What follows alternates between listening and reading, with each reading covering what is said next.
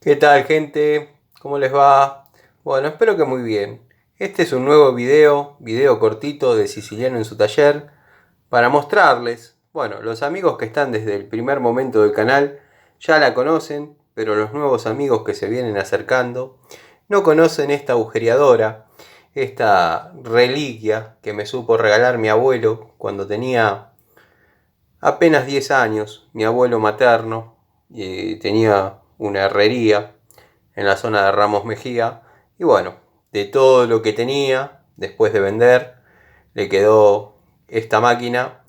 Durante muchos años la tuvo guardada en su departamento, en uno de sus departamentos. Y bueno, después me la regaló a mí.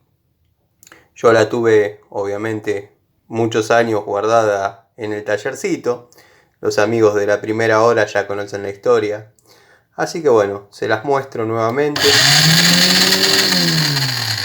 Es una agujereadora que carece de velocidad, pero créanme que tiene una fuerza absoluta.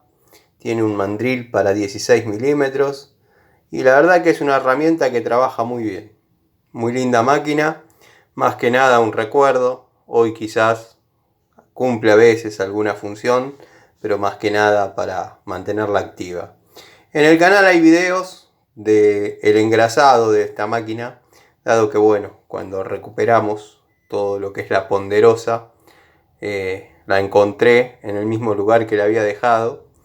Y nada, con toda la grasa reseca. Imagínense que una agujereadora del año 60, que se dejó de usar en el 80, y bueno, posteriormente estuvo unos tranquilamente 25 años más sin uso. Así que bueno, acá está.